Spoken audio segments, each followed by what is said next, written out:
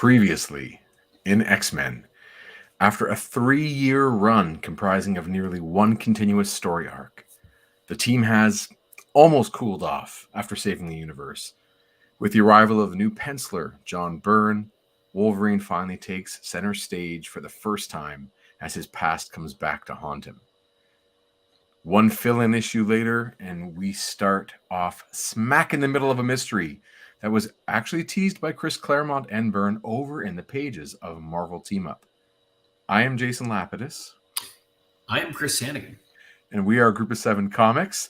We are on a mission to connect this incarnation of the X-Men, often called Second Genesis, to the top-selling comic book of the 1980s, the generational animated series of the 1990s, the multi-billion-dollar superhero franchise of the new millennium, and the future of the Marvel Cinematic Universe. Chris, how are you tonight? Good. I am good. That's a hell of an intro. We got a lot to live up to, but I'm good. How are you doing? I'm great, thank you. I'm really happy to be on the greatest ongoing deep dive X-Men live stream on Tuesday nights that there have ever been. So, league of our own, my friend. We're in a league of our own. Yes, I'm happy to be here for sure, and I've been looking forward to kind of getting to this place in this ongoing series. This is our 19th installment, episode 19. It feels like we're kind of at the beginning of season 2, if you were to put it in TV terms, because there was sort of this one overarching narrative for a long time that was sort of built up, and now there's been a breath, a couple of sort of issues that explore different directions, but the X-Men are like, they're at home in the mansion. They're kind of doing daily stuff, going on picnics, playing baseball in the last 2 issues, both those things. So it's kind of neat to get to the part where, okay, now there's an inciting incident is about to happen. And for me, I grew up on these issues. They were being published when I was just starting to read comics. I was reading X-Men ongoing, like monthly, whatever issues I could find. I wasn't like a hardcore collector, but I was trying to read through friends or whatever I could get off the newsstand, on the street corner, and I don't know, no newsstand. It was like the corner store, the Max Milk, the Beckers, so to speak. We didn't have a 7-Eleven at the time, but while the ongoing issues around issue 200 were coming out, Marvel was also publishing 100 issues earlier in the series called Classic X-Men. So I was reading Classic X-Men while reading Uncanny X-Men, and I loved like these 2 narratives kind of going, and that was sort of my. So this is just in a sweet spot for me where I was reading, and I loved Byrne and Claremont. So yeah, and this is all new for you still. Yeah, pretty much. I mean, aside from the odd one-off issue that I recognize for a number of popular reasons, for sure, it's all fairly new. Absolutely, that's cool. Yeah, that's which makes it a ton of fun. It's to read new comics every week, right? Big time. For the first time, yeah. And they're highly influential, and sometimes they're really, really well done, and sometimes they're not that well done. But it's kind of fun to take a look back and see the ups and downs of ongoing monthly publishing at the time. 1978 is where we're at now. Just a plug for us a little bit. We've been having a really good year so far, but events are starting to pile up in a really good way, and we've got Toronto Comic Con on March 20th, Sunday. I'll be there, taking over legendary publisher, editor-in-chief Jim Shooter's table on Sunday. He's there Saturday. I'm taking his seat on Sunday. It will still be warm from his tuchus, so to speak. And you will gladly sign as Shooter anything that comes your way and say, hey, look, he's not there, but I'm here. I think that's a form of fraud, is it not? Yeah, it could be. Yeah. So I don't want to say I'm going to, commit any kind of crimes, but okay, fair enough. So there's March 20th, Toronto Comic Con. May, what's the date in May that we're going to Montreal? 27th to the 30th. 27th, 28th, 29th. We're off to the Montreal Comic Arts Festival, MCAF. 28, 29, 30. It will be our first time at an event out of province. Yeah. In the great city of Montreal, and we're both very excited to do that overnight. It's going to be fun. I'm very excited for that one. And then in June, TCAF, Toronto Comic Arts Festival, a festival that you and I both hold very close to our hearts. I'd love to last night. Yes, found it last night. Fresh off the press. It's the kind of festival that I know that I've been dreaming about participating in since you first took me to that festival. Yeah. How did you convince me to go to it anyway? Like, what was why did I never go before? Right. And what did you say to get me to finally go? Good question. I don't know if it was, and now we've talked about this, like how, well, I mean, it's has been marketed differently. Alternatively, I should say, from things like Toronto Comic Con or Fan Expo. I don't know why you hadn't been. I hadn't been either. I just knew it existed. And this is something that takes place in the main branch of the Toronto Public Library in downtown Toronto. It's a free event, and it's massive. And every year it just gets bigger. And now, I mean, we'll be interested to see what it's like this June with the pandemic, or just things still being somewhat what they are like. However, but it's in person. There's also an online component. But I mean, until a year or 2 years ago, it was just getting larger every year. Yeah, more and more people, and more creators, and more publishers, and from around the world, like really drawing from around the world. That was for sure one of the highlights for me when we go. Like, oh, we're going to meet some cartoonists from Denmark. Oh, we're going to meet some cartoonists from Japan. Like, it's really exciting. Totally, it is one of the international comic shows that is very much well regarded that way.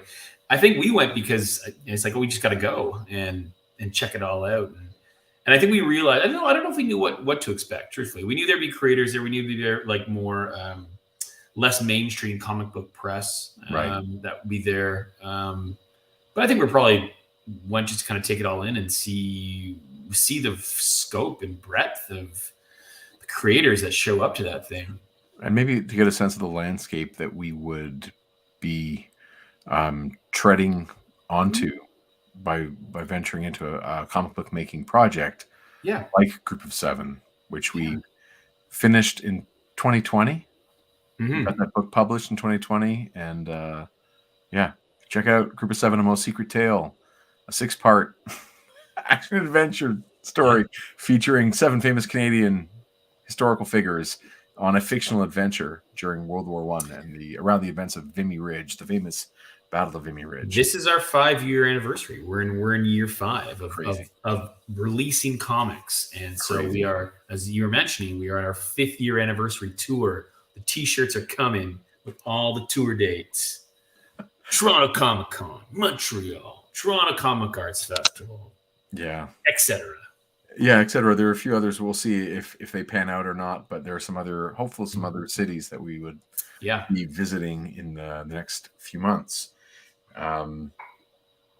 Today, I am reading, as always. Yeah, are we reading X-Men? We're going to read some X-Men, buddy. As always, I'm reading my Essential X-Men Volume 1, black and white, printed, phone book style. And as always, to prove the point, it's called Essential X-Men because these are the essential issues, which means the first 95 issues, not that important from Marvel's point. Didn't happen. Which reinforces the premise of this very YouTube show. I'm also reading Classic X-Men, number 17, a cover by John Bogdanov, depending on how you want to put your emphasis there. Do you want to bring up, show that, and then we can show the other cover. There you go. Yeah, drool. He's so angry. Yep. And hairy. And, inks by Terry Austin, but it was like, look who's front and center, right? Yeah, that's the question, right? So, and 10 years after the fact. 10 years after the fact, they know who's front and center. They know who sells books. Naked Wolverine does. Yeah. And this one's signed by Terry Austin again, by the way. Nice. Just putting that out there just for fun, because it was such a treat to me as a kid. How are you reading this, Chris Sanagan?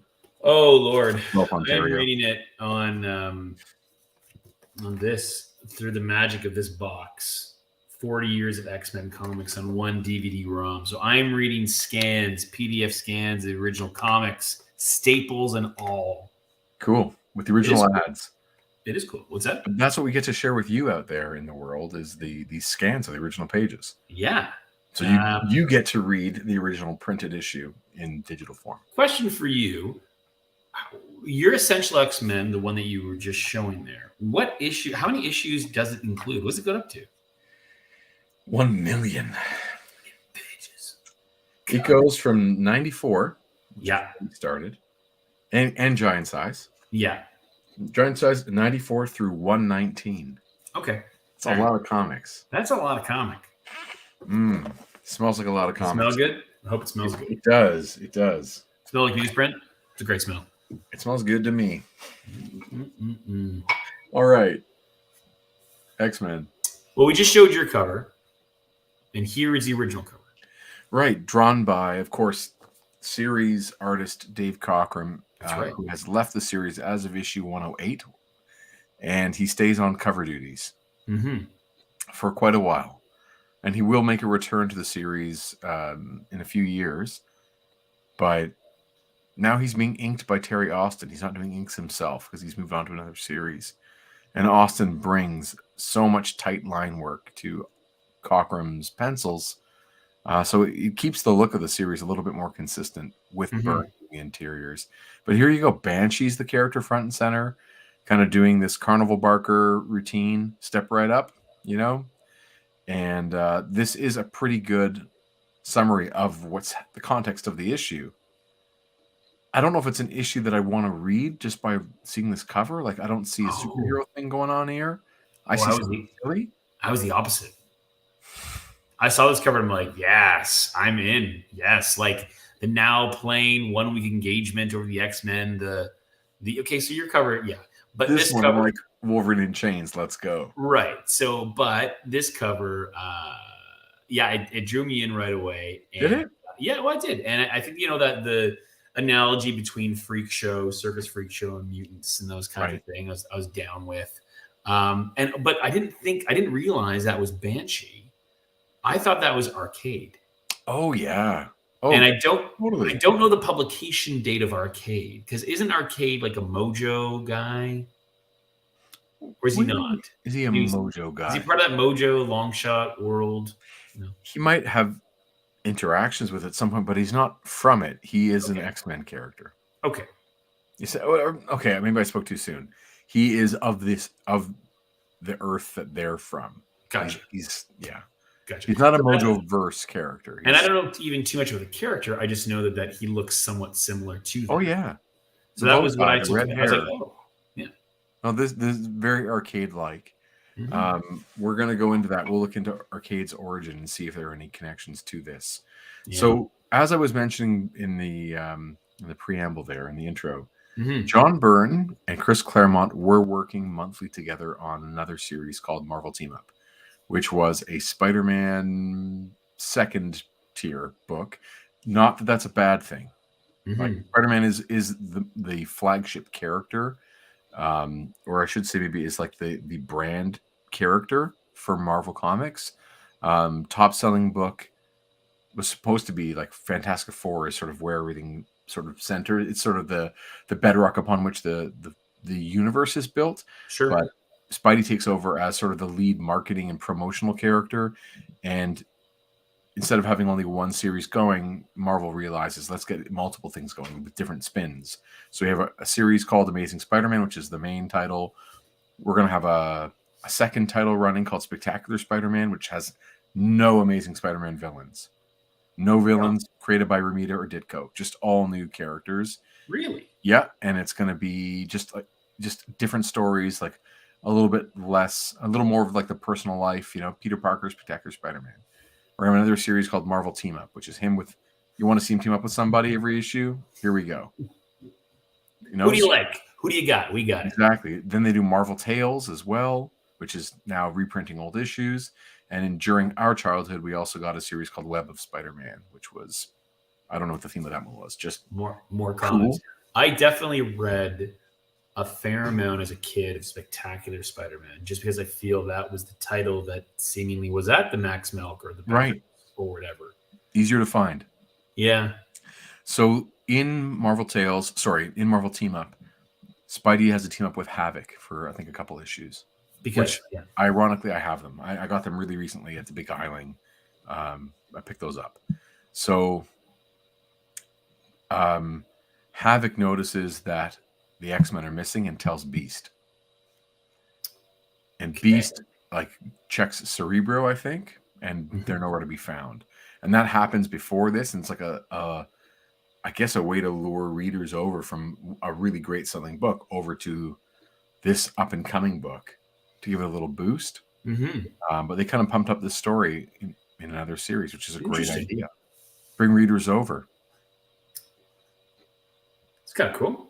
Yeah, I think so, considering where this goes. Yeah. Great idea. And I don't know if it worked. I would love to see the monthly to see if this issue had a better sales record than the previous. But want to dive in? Yeah, let's do it. All right.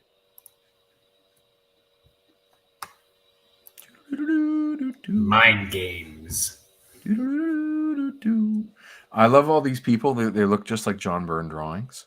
Right. That's what I was actually thinking too. They really do. And like a lot of cartoonists, a lot of artists drawing Marvel superheroes, the drawing of children is always a little weird.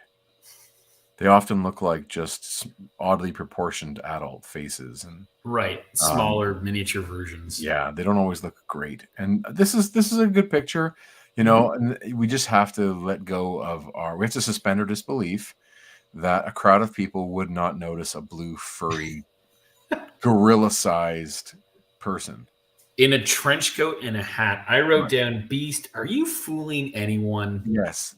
Okay, the Ninja Turtles do this successfully. The Thing does this regularly successfully. And Beast can do it. So I think it's sort of part of the idea of the part of the language of superhero, mainstream and underground superhero comics, that a freakish character is able to just put on a trench coat and a hat and walk down the street. I'm pretty sure Hellboy will do this on occasion too. Yeah, and we're sure it's not three smaller children on each other's shoulders with a mask. Right. And then the creepy clowns in the background there. Creepy clowns. His name is Hank McCoy. Yeah, so just as for those who are not that initiated into who the Beast is, John Byrne had a love for the original X-Men. John Byrne loves early Marvel. Okay. So Kirby, like Lee Kirby Marvel, is John Byrne's jam. He could play with those toys for the rest of his life. He'd be happy doing it. And that's why we have Beast in this story.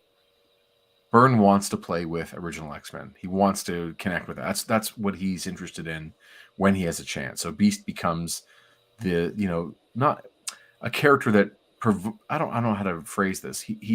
He's the viewpoint character. That's right. For his perspective for most of this issue, because that's a way in that Byrne kind of wanted, which is neat. I need to see him have a chance with that character. I also love that we get an opportunity for a classic Beast line, and it isn't here. So if you've watched enough of the cartoon or read enough comics, Beast has a line he says, like the way that Luke Cage would say "Sweet Christmas." Yes. Or the Thing has a half dozen things he would say, but his battle cry about it's clobbering time. Beast has one that he would say, "Oh my stars and garters." That's right.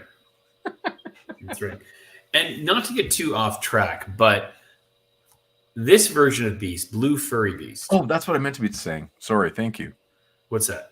But I meant to sort of say he was an original X-Men, then he... Yeah, so when does that happen? What in the 70s, he conducts an experiment. I mean, listen, the characters, to go with the sort of premise of our series here, the characters in the X-Men did not work. They didn't they didn't capture the imagination of creators or readers. So they were free to sort of iterate through people's, I don't know, through their whims as they try out different things, and there was no one being protective of them as an IP. Hey Trevor, how you doing, man? Hope you're having a good night. Thanks for joining us.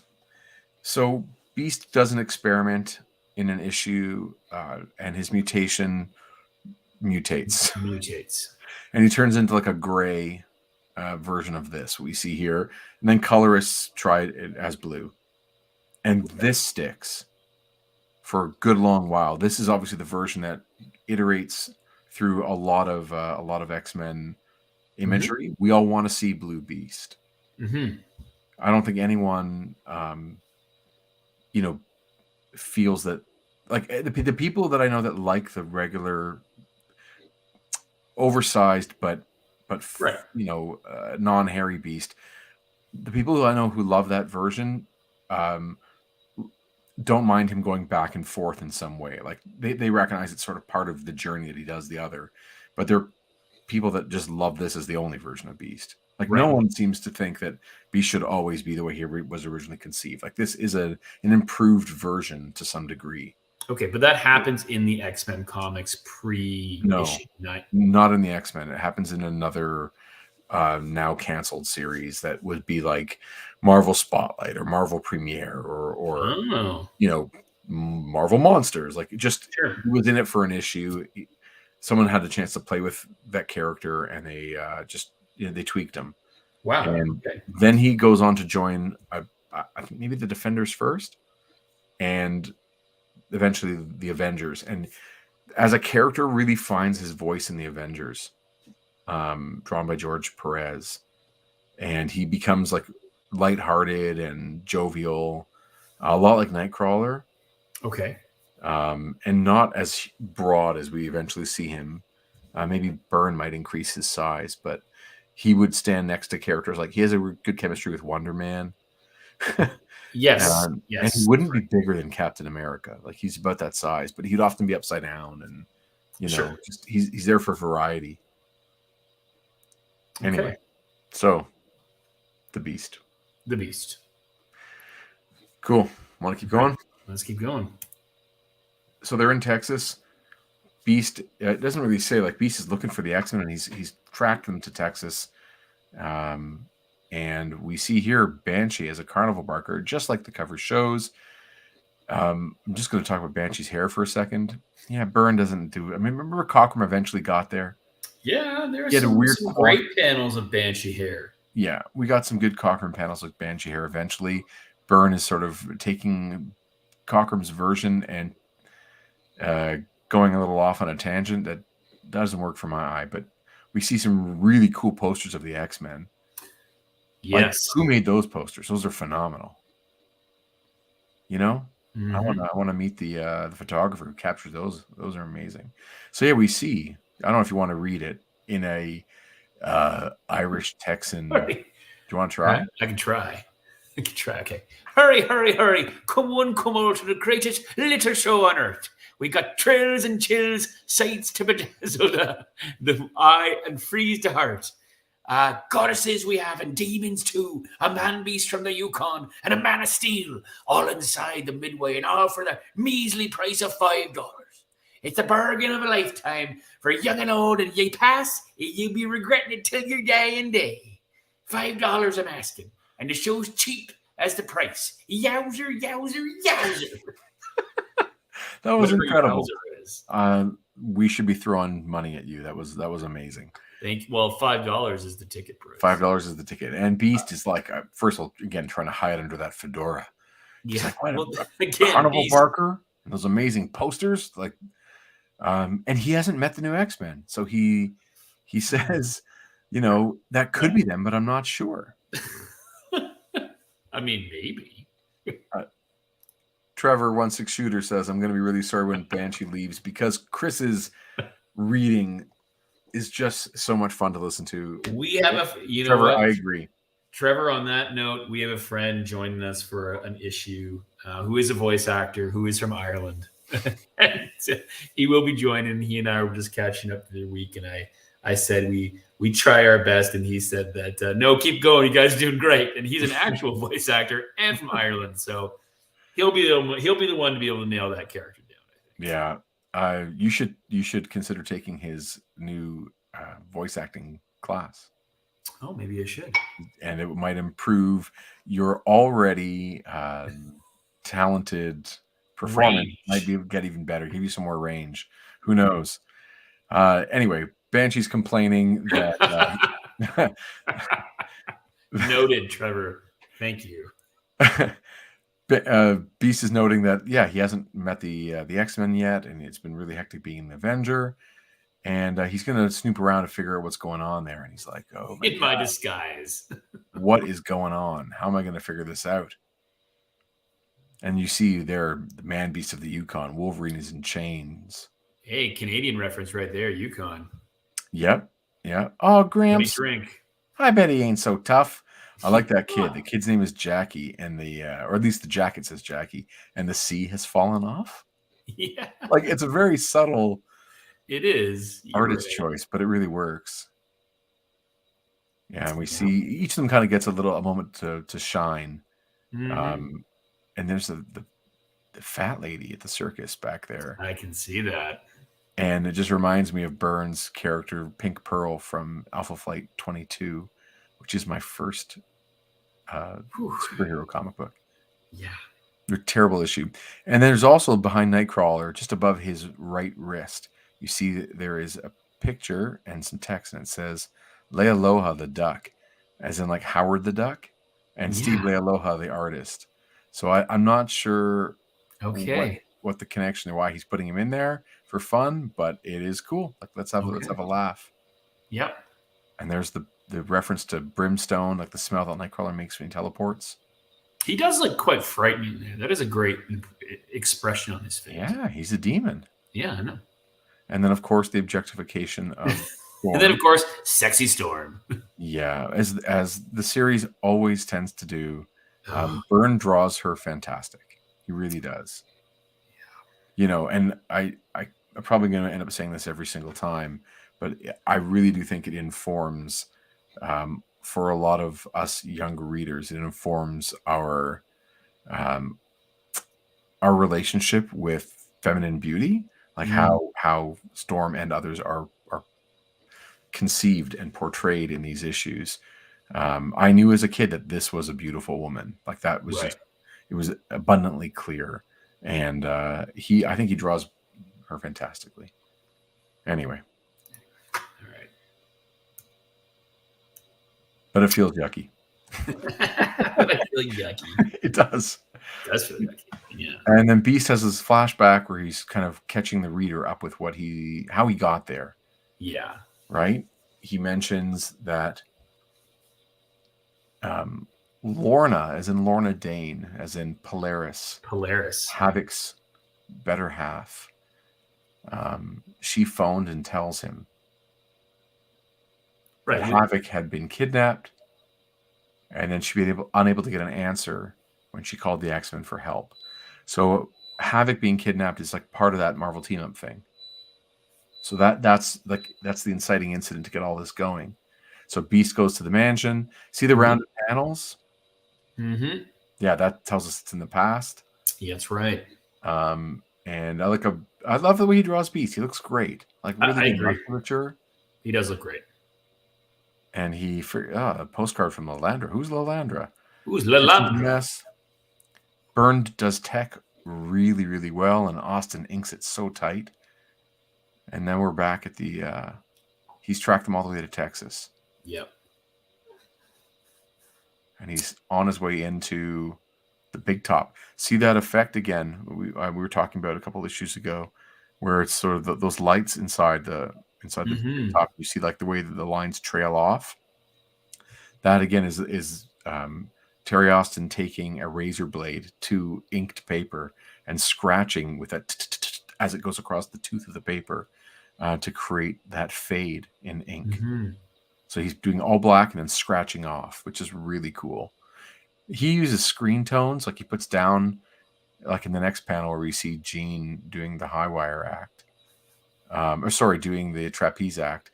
you see all sorts of use of screen tone put down to those speckled gray gradients. That's all like a sticker that he would place on top, essentially, and then cut out into the right shape. And when she's doing her landing, like that faded gray, that's what that is. Yeah.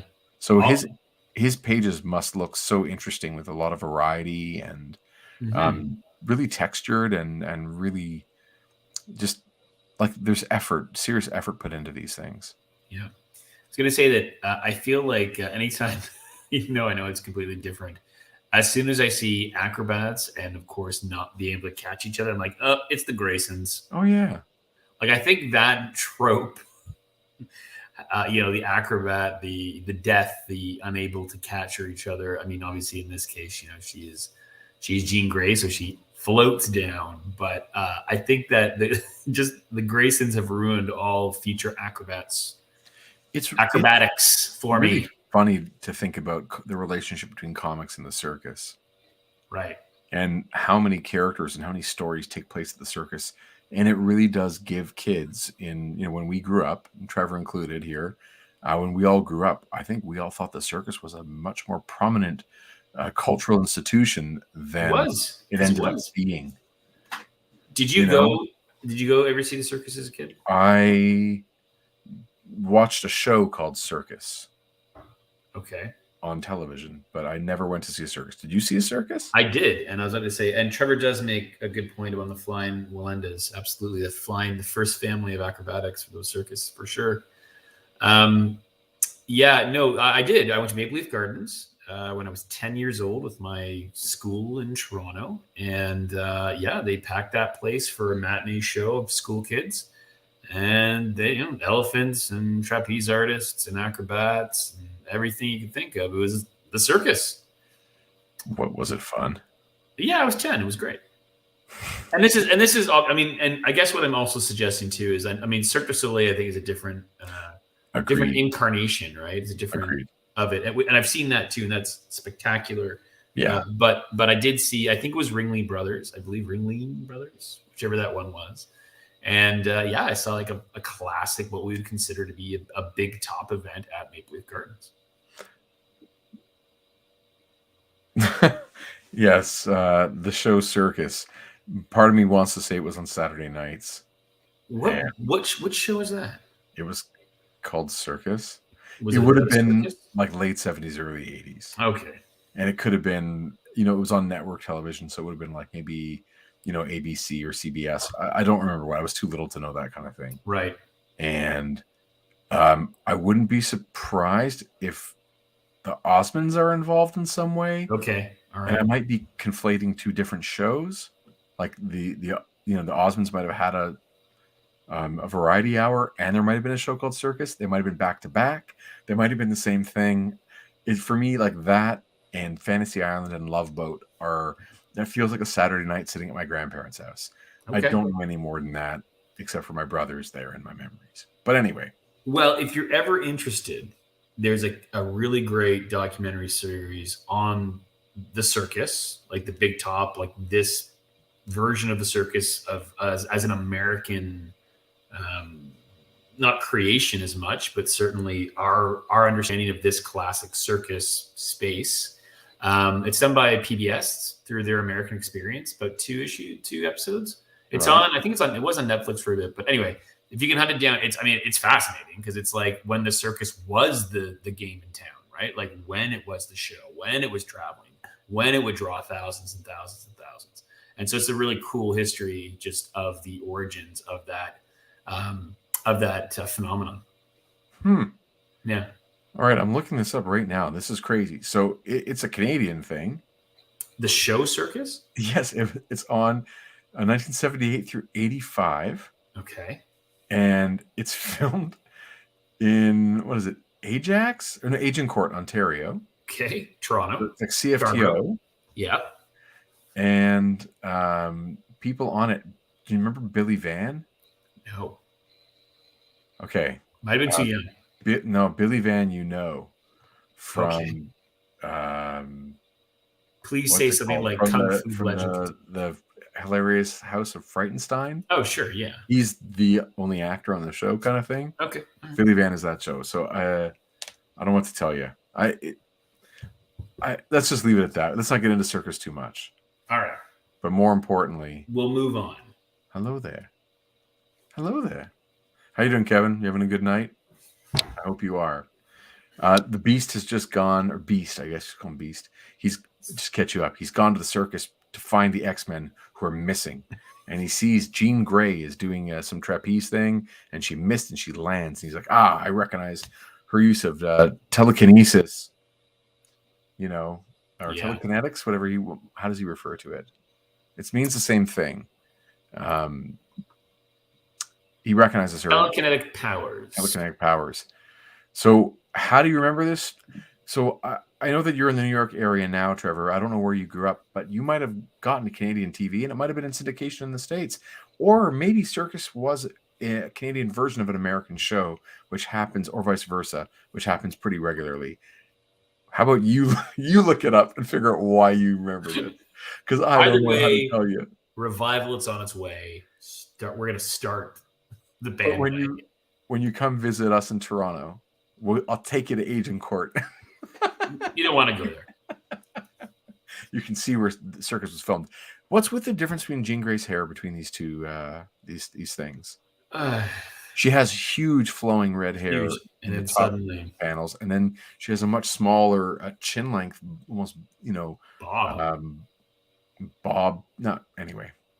She's also it's like grotesque Jean Grey. Like the makeup is so heavy. Right. So as Beast follows her back to her trailer and he wants to talk to her, she has an accent. She has a way of. She does, handsome. She has an affectation, I think is probably the better way to say it. Mm-hmm. What's the matter? Handsome what's the cat? Matter, honey? Sorry, I won't call her handsome cat because I can't read. It's too small. What's the matter, handsome cat? Got your tongue? Right. There you go.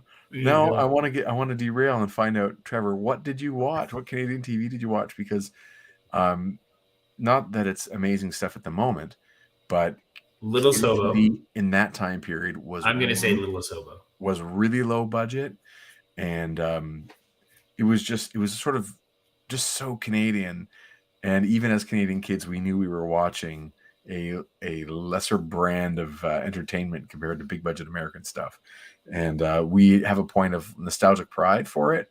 But we recognize, I think, collectively that it wasn't the best quality entertainment. But it's really, really funny and idiosyncratic, and it was never far away to everyone knew someone who was connected to making these shows. So it felt a little bit more like in your own backyard as opposed to LA or New York. Sorry, Chris, go for it. Danger Bay. Our heroes were marine biologists. There you go. So Beast goes to catch up with Jean. Like, the X-Men are missing. What's going on? He wants an explanation. Yeah.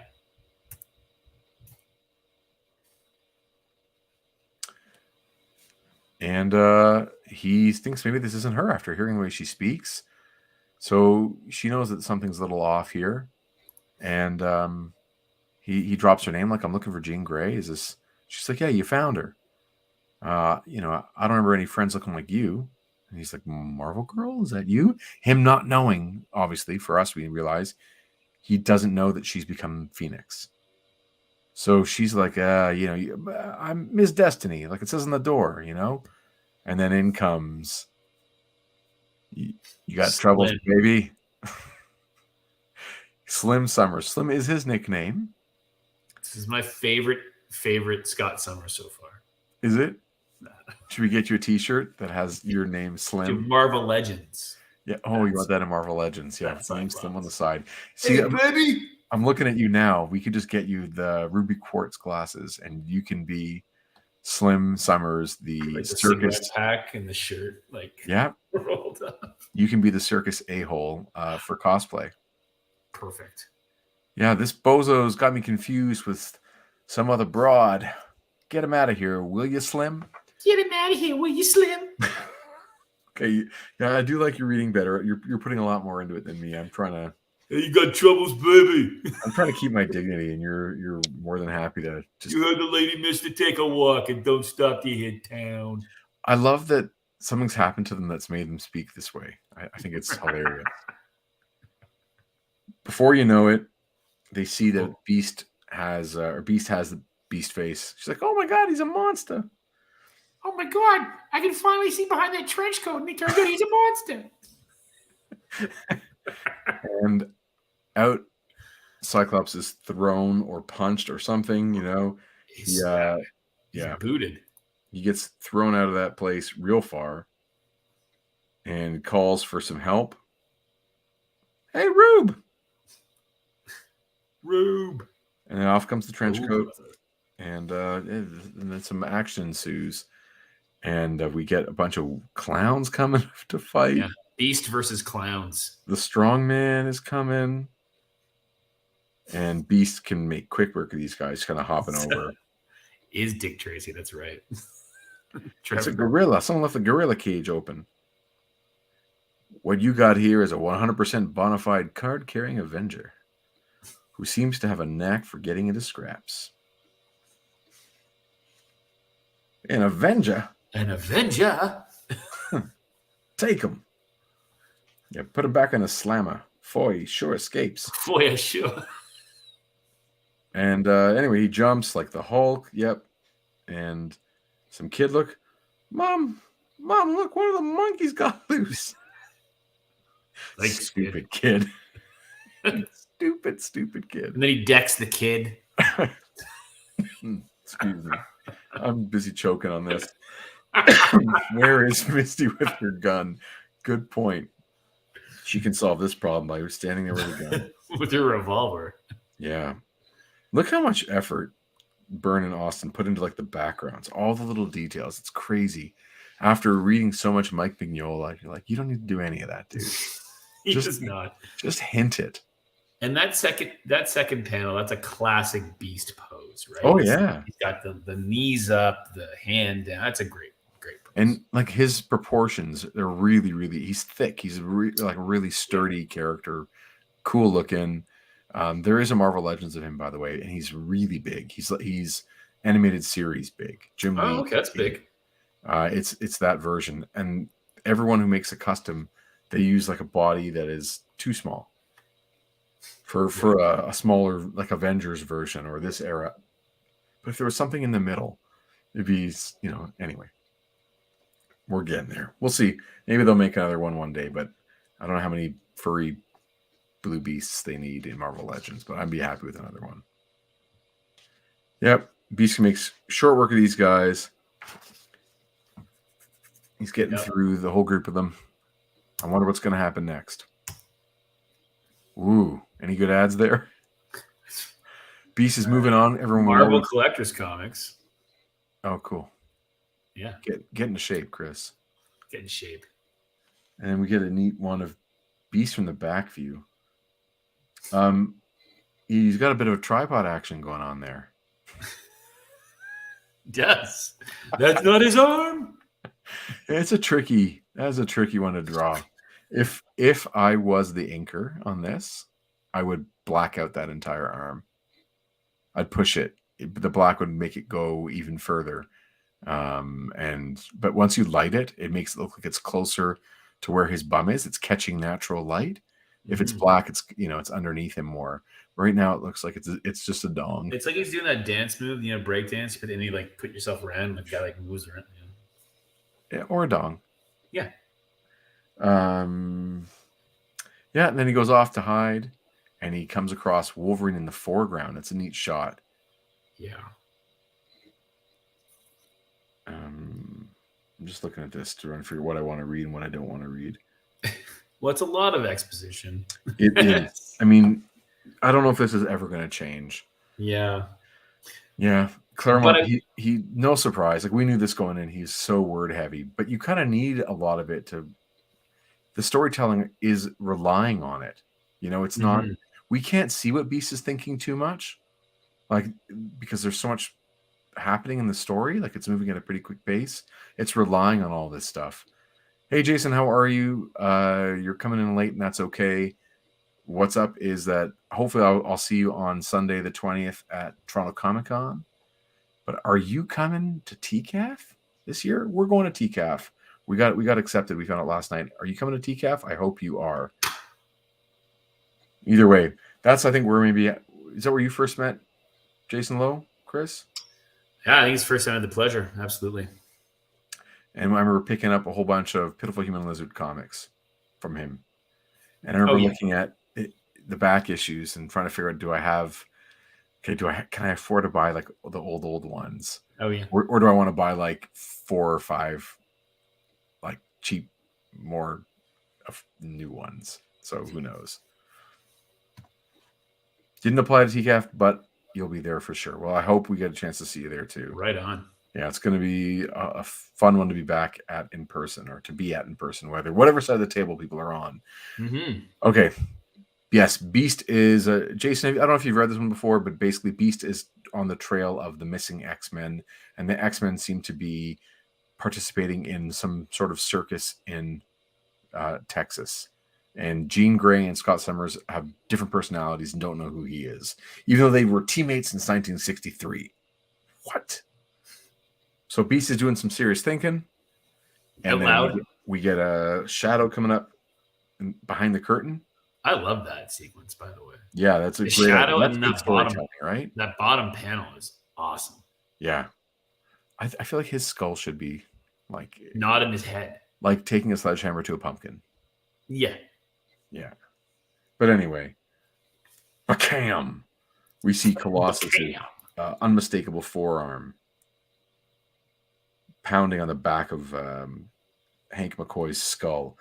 And I also, just to talk about Colossus, Byrne is the first artist. I mean, Cockrum's the first one to do it, but when the way Byrne draws Colossus solidifies, for me, my taste in what Colossus's metal effect should look like. The coloring is sometimes not as consistent, like maybe there's less white on him or whatever the case may be. The shine effect is not maybe as vibrant. Mm-hmm. But the way he does the lines on the armor and his consistent proportions and his face, this is for forever for me. Colossus, that and maybe John Romita Jr.'s Colossus. I don't know. We'll see. That got to me as well in a good way. Yeah, Beast took a hard one to the back of the head. Mm-hmm. And you get some fun font work, right, from the letterer, mm-hmm. where he's going lowercase for a bit. Anyone get the number of that Uru hammer? Uru being the metal that Mjolnir is made out of. Right. Nice little Thor Easter egg right there. Yeah. Do you call that an Easter egg? I mean, I don't know. An Easter egg is a thing that you don't notice. The reference? Or a nod, or a nod. A wink, but an Easter egg would be like the Howard the Duck thing. To me, that's an Easter egg. Gotcha. Yeah. There's an Easter egg in the room I'm in, connected to the Batman movie. Ooh. There's an Easter egg here. That's an Easter egg in the Batman movie. That's an Easter egg. That's there it is. Right there is the Easter egg. Lift his head back. See that pole come out. I don't want to talk about polls on this show, other than Beasts in the previous page. Mm-hmm. Hey, you guys, the Ruskies found him. He knows it's Colossus for some reason. They've never met, but he recognizes him. Yeah, he knows. Yeah, that's the he's like, oh, it's clearly Colossus. Like the rest of the X-Men, he's like, are they the X-Men? And the guys all come in with clubs and stuff, and they start beating on him. Yeah. And then here's where we get the thing that I think is, again, most important in this issue, as a sign of the times. Here we have another story where we have Wolverine is going to be kind of the X factor, right? Mm-hmm. Not to use an X-Men term too much here, but it's like the whole team is down. The whole team, it's taken out. Where even the guy who came to rescue them is now indisposed. But they can't count out Wolverine. Yeah, I mean, you're starting to see that in that final panel there, right? He's no, right. Something's happening here, and you got to wonder, like, all those other issues with Cockrum and Claremont having those supposed conversations about what should happen in the issue, and all of a sudden you got Byrne here, and it's Wolverine again as the center point in the issue. Let's see what he does. Let's see what he does. He hums and he haws. Now we get the first reveal. They take Beast to the trailer of the boss. And they bring him in, and he gets face to face with Mesmero, a third tier villain from older comics. No, nobody's favorite villain, but he's in perfect villain colors, right? There's no mistaking him in secondary colors, which is like the classic Marvel coloring. If you're wearing primary colors, you're a hero. If you're wearing secondary colors, you're a villain. And no greater place can you see that than in Spider-Man's Rogues Gallery, or if you want to call it that, that's Batman parlance. But and here you get perfect purple and green, and not only that, he is in a sexy sitting pose. Oh yeah, it is. Like he is like, hey, he is. I'm all here, all of me. Now we get to. What do you need? What do you do? We get to read it that way now. As of course, as a kid, it was. I never would have thought once about that being a thing. But Mesmero is going to tell Beast to suck his dick. Like that's coming. I just feel this is like a Will Ferrell moment where it's just right. Yeah, that's about to happen. That's the thing that It's as pretty I inviting. will now enthrall you, Beast. Pretty inviting body language. It is very suggestive when you read it from a different context. Moving on. My leg right up here on this desk. So he explains that he snared Marvel Girl in Grand Central Station in the confusion in the rush hour crowd. She didn't realize that she was in danger, and that gave him access to Xavier's mansion.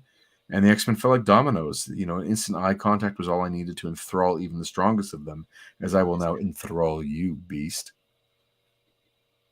You want eye contact? Brown eye. It's gonna be bad. It's bad.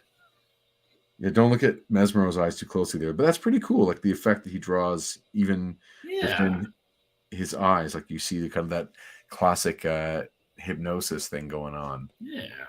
Yes. It is a distinct looking costume, as Jason Lowe says. It's pretty memorable, but it needs color. I thought he was some kind of snake guy. Yeah, I can see that hood. There's so many snake guys.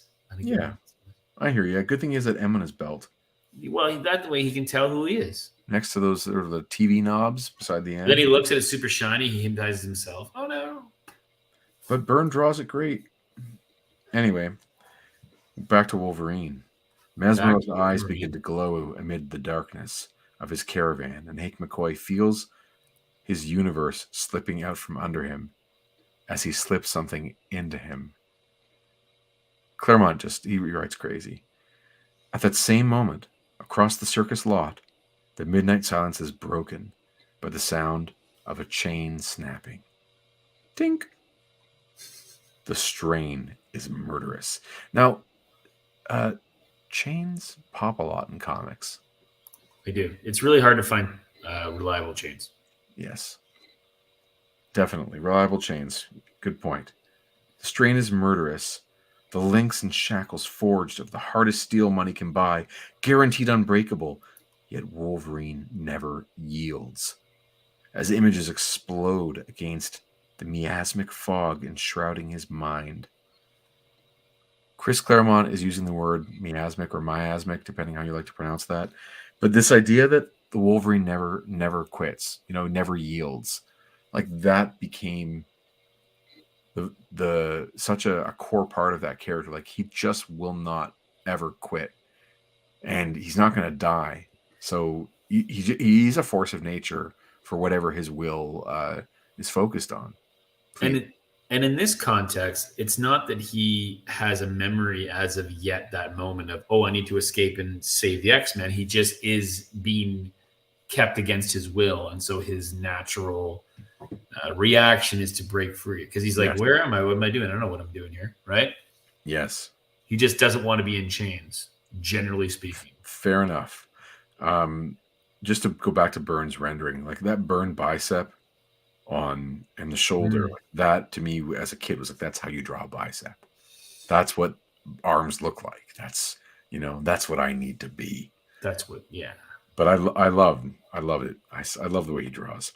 The fight has sparked a response deep within him, a primal elemental need.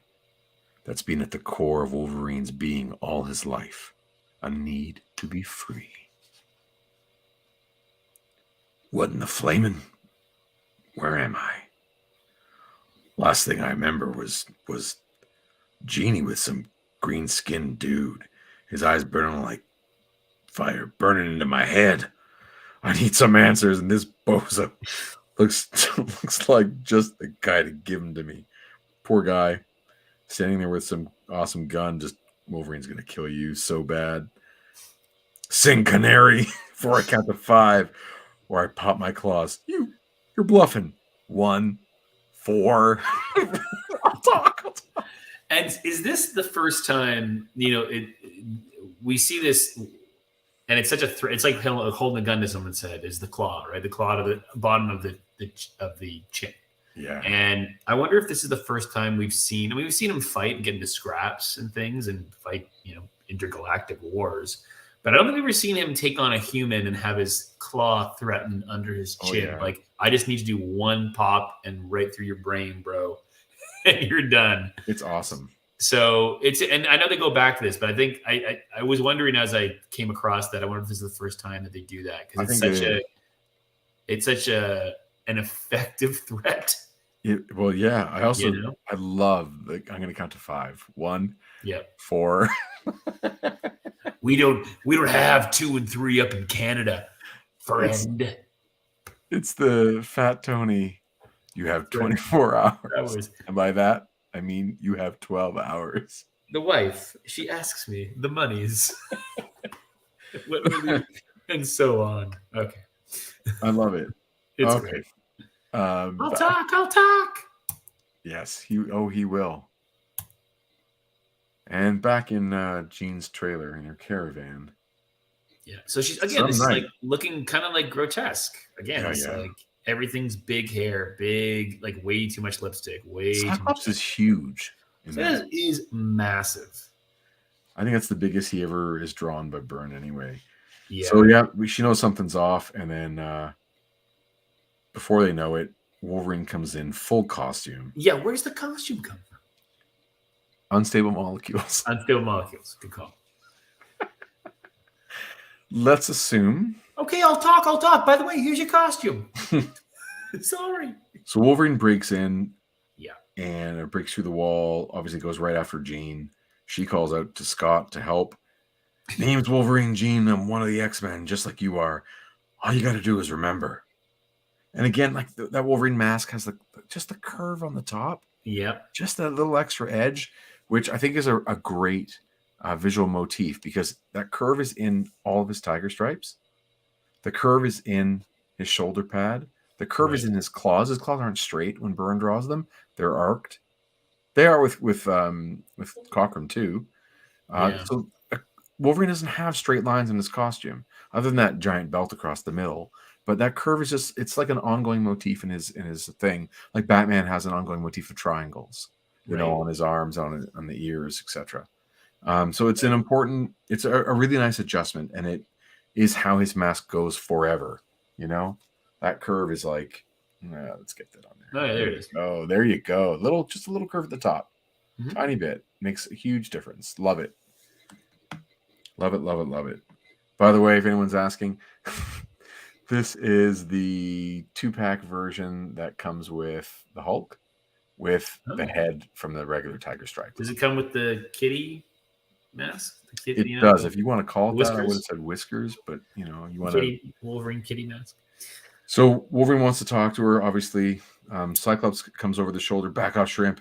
You want to mess with Miss Gray? You're going to have to go through Slim Summers first. Okay, here you go. You stupid idiot. I wrote down Wolverine must have just loved that. He can't. He's been wanting to this. He's been wanting to do that forever. And he just gives him a backhand fist right on the kisser, and no problem. That guy's knocked it over at least. And then Wolverine goes, grabs her by the scarf. Come here, babe. We're gonna have a few words, and this already this isn't cool. There's an edge to this. Yeah, here's where it predatory. gets. Well, yeah, and this is a common theme that's come up a little bit with Claremont too in the past. Is There's a scene in previous where Cyclops raises his hand to Jean. There's a whole bunch of stuff. And, I don't know if he just has a bit of a misogynistic streak in him. I don't know. But like, let's take this. So the goal is to shock Jean out of, right? Yes. And he chooses the method is to hit her again and again and again. Bucket of cold water, bucket of, and it's really, it just struck me literally. That's a terrible analogy, but it did reading these panels where it's like, we go back to this idea of like maybe taking out frustration on Jean and to get I don't know. I don't like it. And no. It strikes me as I just wonder a little bit of some of Claremont's predilections a bit. Or Byrne too. Or Byrne too. Yeah. Or like the whole bullpen of guys.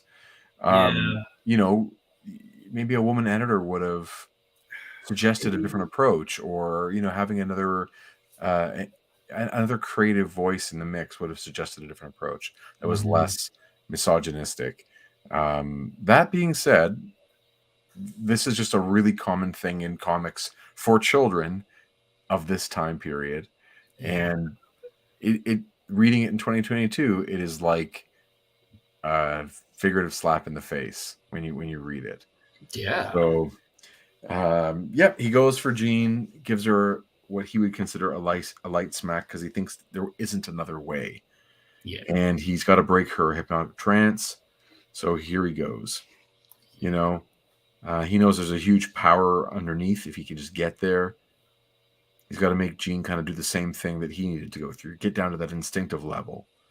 And he gives her 2 hits and he goes for a third.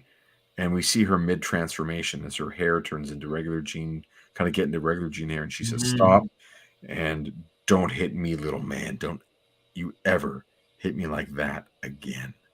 And sends Wolverine flying. And then, what?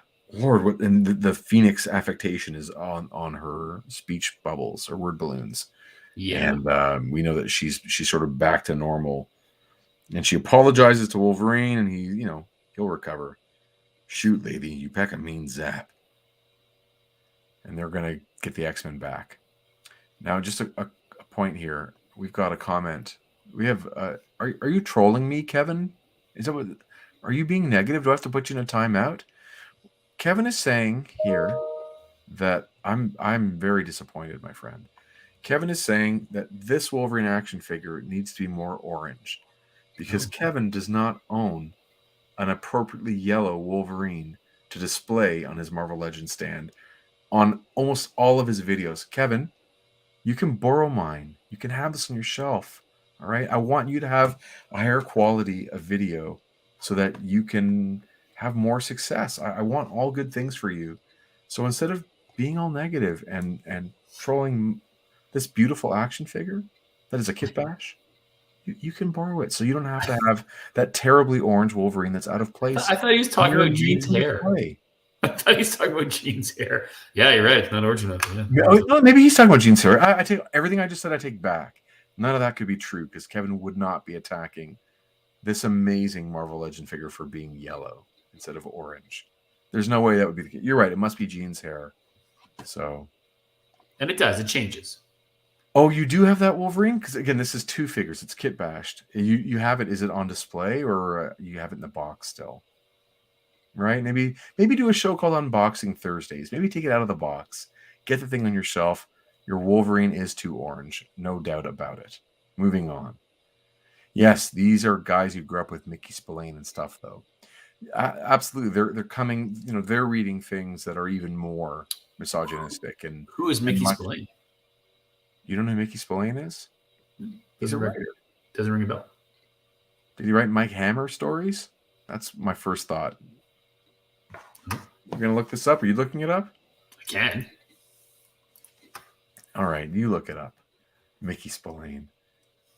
I thought you wrote Mike Hammer. What did he write? Crime novelist. Yeah. Mike Hammer, signature detective character. Right. I only know Mike Hammer from Stacy Keach's performance on television on the show might have been called Mike Hammer. But it's sort of that crime noir stuff. Yeah, for sure. Detective, the Venetian Blinds. Yeah, hard-boiled. Hard-boiled alcoholic wife. Yeah. Not wife beating, but women slapping. Yeah. Dames and broads. Oh, yeah, right. Totally. Dames and broads and broads and dames. Hangovers, etc., etc. Anyway, so Wolverine has freed himself. He's now freed the most powerful being on the planet, maybe. Freed Jean Grey, Phoenix. What happens next? Karate. And then, babe, we got us some scores to settle. Impossible. Impossible. Mesmer was not happy. I'm still using my full strength. Yet still the beast resists my hypnotic powers. So they didn't do it. Beast resisted. Good on you, Beast. Yeah, did they explain that? He just is mentally stronger than the others? I think they don't explain it, but I think it's the way I would have read it was that all of the X-Men, no, this doesn't work. I would have said that they all have like psychic, like telepathic training, except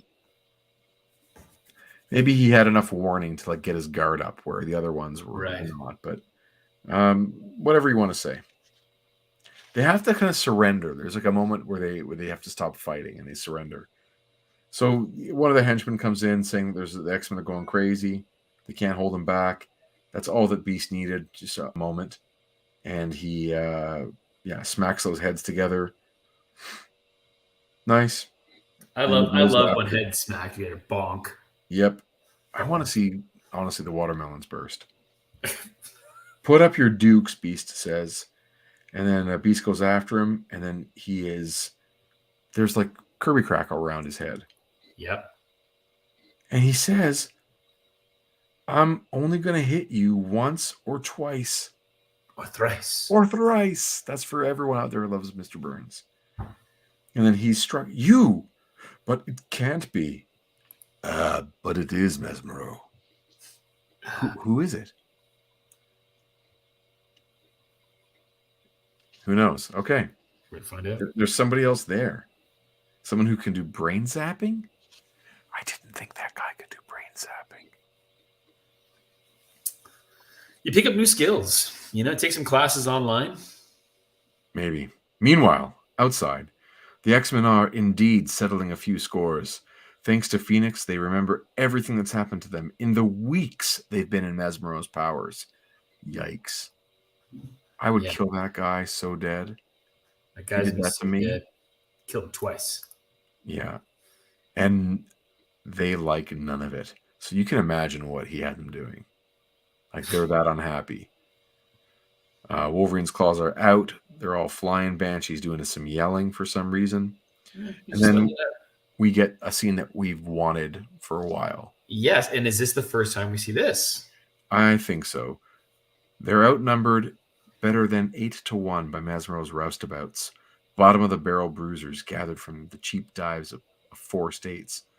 These back alley muscle men expect the fight to be a massacre. They're right. Bamf, walk, pacow. Yeah. Only they end up biting the dust. Hit them hard, X-Men, while I shoot down the barrel of a gun. Yeah, right? That's some precision, psych. Why don't you just go a little larger to the guy right out? Like, yeah, I mean, it's crazy. Hit him fast. We've got to get Mesmero before he can slip away. And then does she yell something about, Mother wins? Well, she actually calls the guy motherless scum. Which is like, oh man, maybe he doesn't have a mom. That's cutting real close. Storm, I don't know if that's so cool. Yeah, I love her line. Like, have no fear, Cyclops. None of these creatures will escape.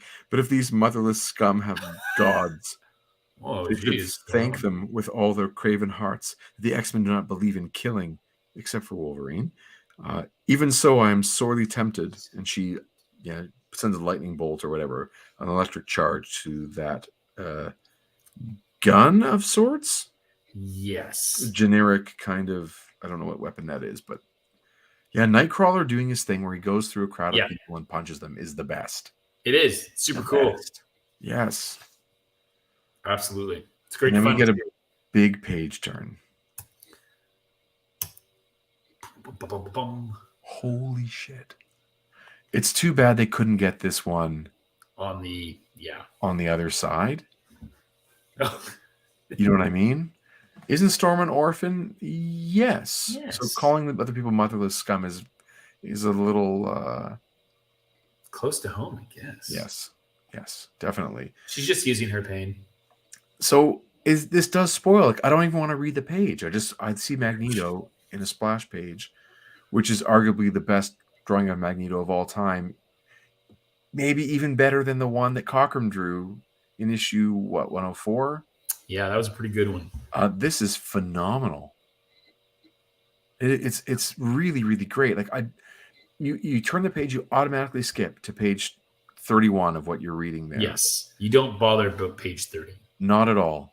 Now, there's only 17 pages of story in this, but there was not dialogue between, artists and the person actually choosing where the ads are going to go. Like, they don't have access to each other, generally speaking, nor do they really care. But this page turn needed to be the other way, so that we get the Magneto spread on the other side for sure. Yeah. You put another ad in, make a person do an extra, a little flip. But yeah, there's another example of Byrne iterating off of Kirby Crackle with those more rectangular shapes, where he's using, when he does this in pencil, the side of his pencil, and Austin is doing some really cool rendering to make it work. In the version I've got, it's actually an all blue background. It's got no yellow, but the yellow looks really, really good. Yeah, that Magneto's, it's just fantastic. Screen tone on his shoulders and stuff, like you see the darker, like the black ink added to or grays or whatever added, but it's black ink added to his reds and purples to even kind of create a darker, more ominous image. And kudos to the colorist for not making his face flesh tone, like Caucasian flesh tone. It's sort of a, almost grayish. Looks really good. So now we have to kind of go back a page, right? You see Banshee taking out a couple guys with his fire breath, but of course it's his sonic scream. Still really hard to kind of conceive.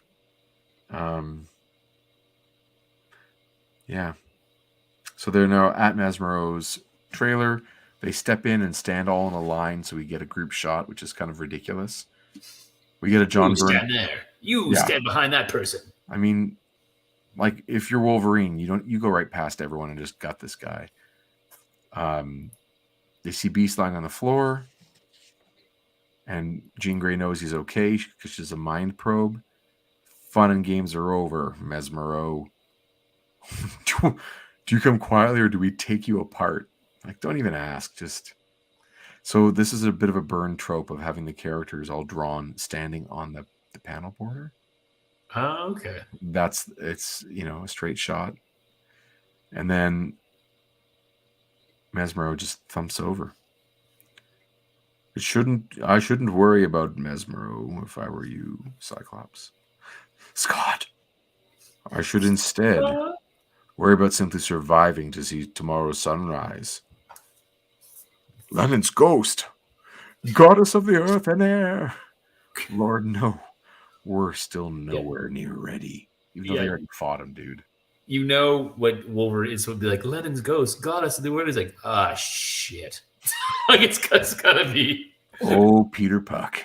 Yeah.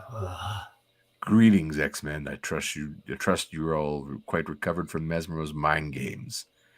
We have unfinished business, you and I. If you'll remember, dear reader, when last we met, Asterix. X-Men 104. I swore that not all your powers nor your skills would save you from my wrath. And they shall not. This time, the final victory will belong to Magneto, and that's me, by the way. Not some other guy. So, this is an odd way to start this. I'm going to spoil a little bit here, guys. The X-Men are going on an odyssey. They're going to go on a journey for many, many months that take them on a globe-spanning adventure. And they're efforts to get back home are thwarted time after time. And this is the way it begins, is like it starts with them already being captured, already being in the circus, and already on their back heel or on their back foot. And it doesn't let up for like a year of this. We're gonna just kind of go at it for a while. Like it's really wild.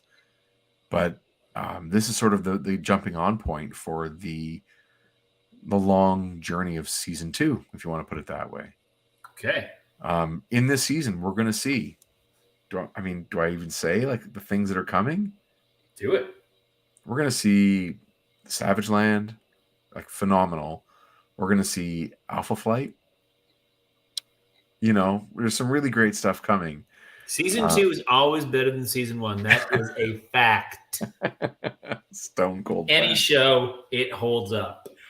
It gets really exciting, and like their journey to the Savage Land becomes like a staple of all good X-Men arcs or all good X-Men runs. Like everyone needs to do their take on the X-Men in Savage Land, and there's so much that comes out of this. It yields so much fruit over a decade. The X-Men in the Savage Land, from Colossus's the loss of his virginity. There's so much that happens. Like, yeah, they're going to be mining this time period for a very, very, very long time. So it's very exciting. Magneto Triumphant is the next issue.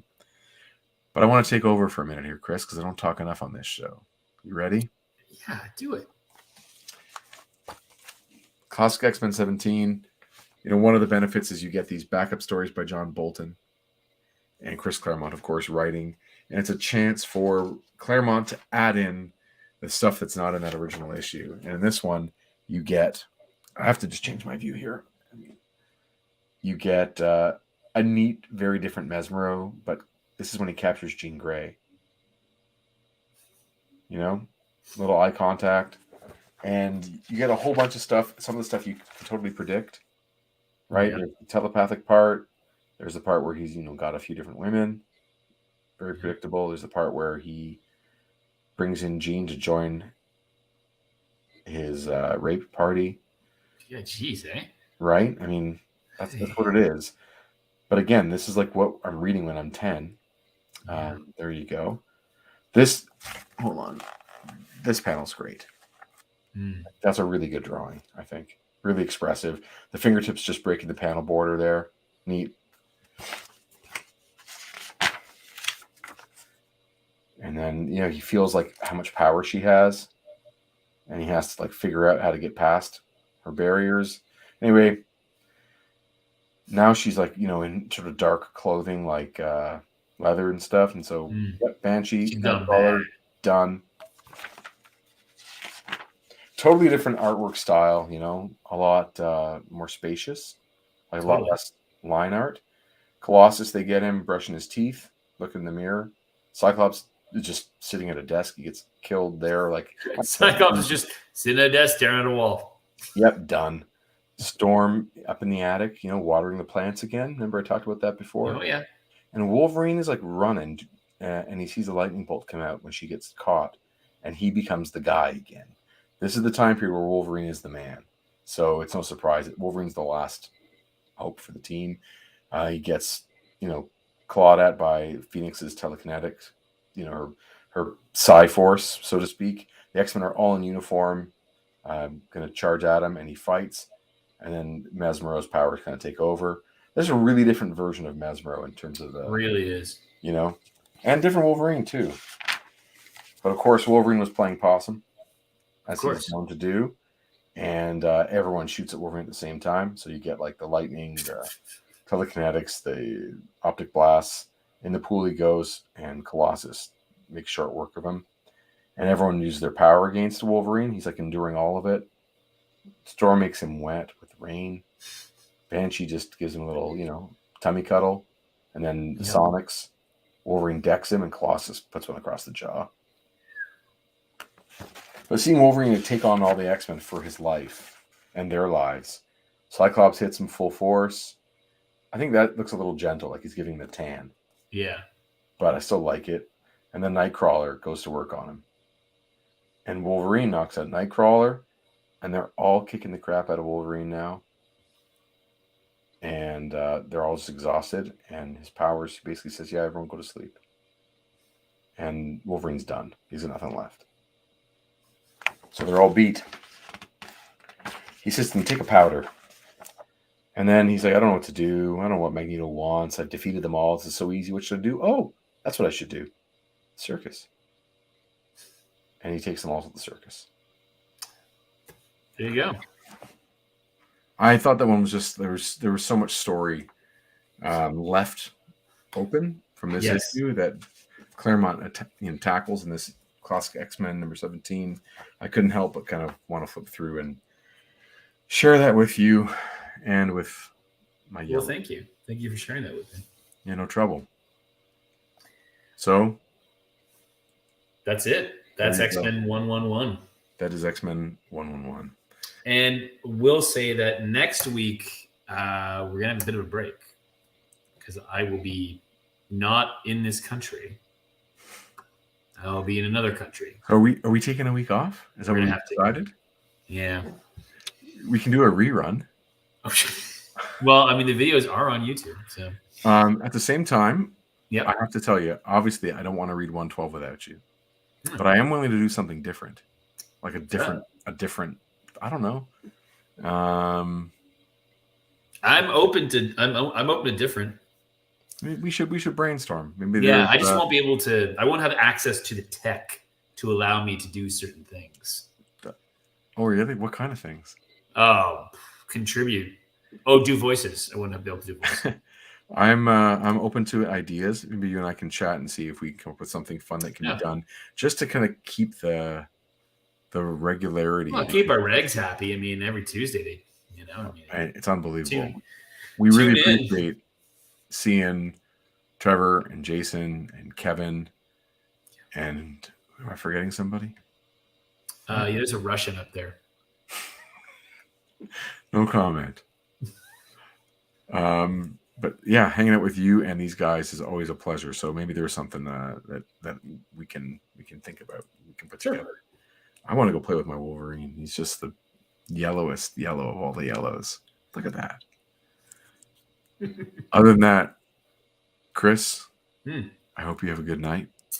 You too, and everybody out there, check us out. Group 7 Comics on the socials. It's the number 7.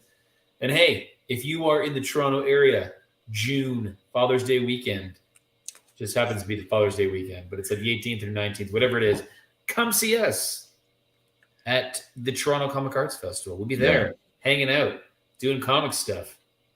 And if you aren't in the Toronto area or you don't plan to be as of yet, you should. It's going to be worth the time, not just because of us, but because the Toronto Comic Arts Festival is a really special location. We're like 4th billion from the top, right? There's going to be some people. And then there'll be like us. There's us, and then, of course, Scott Chandler. Well, Chandler will be below us. But yeah. But if you guys remember Chandler from doing the Weapon Alpha episode. Yes, 109. All right, Chris. Have a good night. Thanks for hanging out with me. Thanks, man. Thanks, everybody, for hanging out with us. Hope everyone has a good week, and we'll talk to you soon. Something will happen here next week at this time, so come back if you want to. Might just be Jason and Wolverine hanging out. Just me going through all my different Wolverine figures, and then I have this one, and then I have that would probably get more views than these videos. I agree with you. It probably would. Sadly, Chris, have a good night, man. You too. And I will talk with you in 5 minutes. At least 5. All right. Cheers.